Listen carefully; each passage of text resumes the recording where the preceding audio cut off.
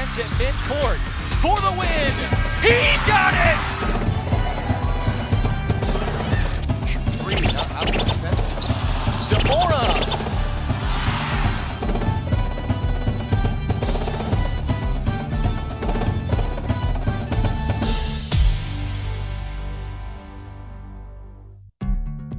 Welcome to another installment of Moments with Mario, featuring New Mexico State University Athletic Director Mario Mocha. Moments with Mario is brought to you by BMC Technologies. BMC Technologies is a full-service technology company that empowers small businesses and specializes in cybersecurity, networking, and managed services. Welcome to another edition of Moments with Mario. My name is Brad Beasley, alongside New Mexico State Athletic Director Mario Mocha. So tell me a little bit about the Final Four reunion that you guys have coming up here, about the 1970 Final Four team. Yeah, this has been the season of reunions. Obviously, we had the Ring of Honor in football. You know, just this past weekend, we had the Roadrunner reunion, where we had over 40-plus women's basketball players. Also, last week, we had the 1977 Missouri Valley Conference men's basketball championship team. And you guys got the commissioner from the Missouri Valley Conference to come, which I thought was amazing. No, it was great. Doug Elgin had an opportunity to come back and honor the team who was, in that 9-year span that we were in the Missouri Valley Conference. But this is the mother of all reunions. So the 50th anniversary of our Final Four team. Every living member of the team, I believe that number is 9, will be here. You hate to be dramatic, but I do think it'll probably be the last time that the entire team will get back together, and all the officials as well. I don't believe Lou Henson will be able to come back, but I've been in contact with Mary, his wife, and I think we're going to try to get Lori to come and represent the Hensons.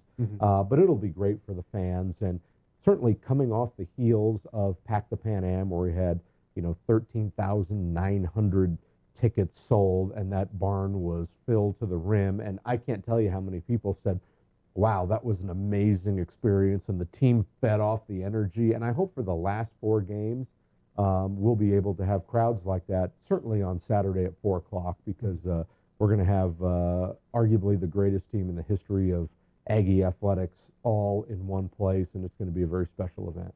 Now, Pack the Pan Am, you mentioned that was amazing because we did have more than 13,000 tickets sold. They said it was the second highest number of tickets sold ever in the history of New Mexico State basketball.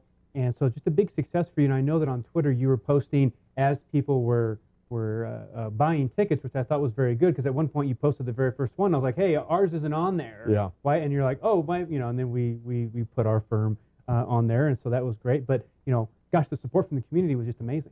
No, it is, and you mentioned, Beasley Mitchell has obviously purchased every year. It's relatively a simple concept. We go to the business community, which is unbelievably supportive in Las Cruces.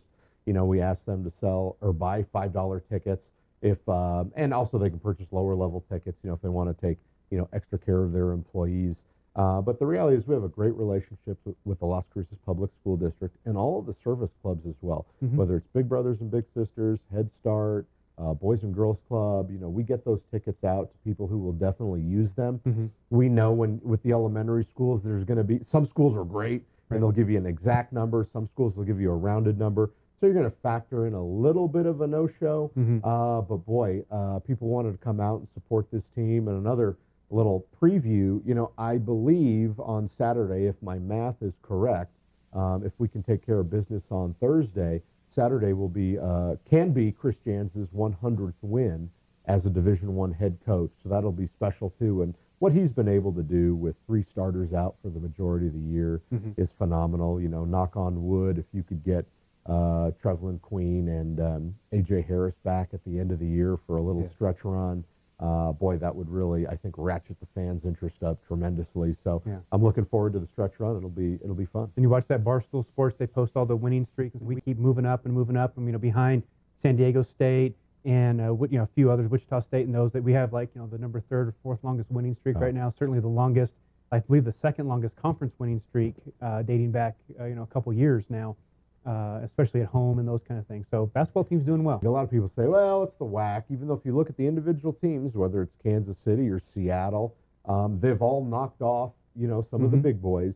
But whenever we roll into a gym, it's a sellout. So you watch that Kansas City game, it's their whiteout. There's not a seat to be had in the house. Same way when I went to Seattle, same when we go to Grand Canyon, same when we go to Bakersfield.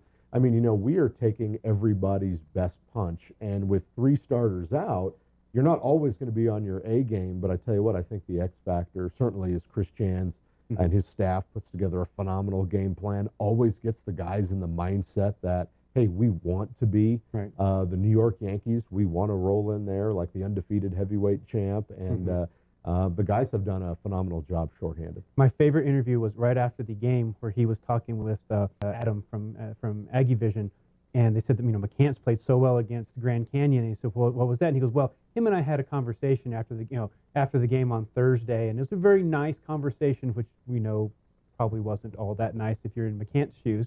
But then he came out and played fantastic." So Jans just has a way of getting these guys motivated. A lot of people are like, "Oh man, he's really getting into somebody," but you talk to the guys offline, they love Chris Jans. And it's amazing that our 18, 19, 20-year-olds are so insightful that says, man, if Jans is yelling at you because he wants to get the best out of you. And I think that comes with having a tremendous record and the guys seeing, hey, when he's drawn stuff up, he's right. He's done the homework. He's studied tendencies, and I didn't do probably what I was supposed to do.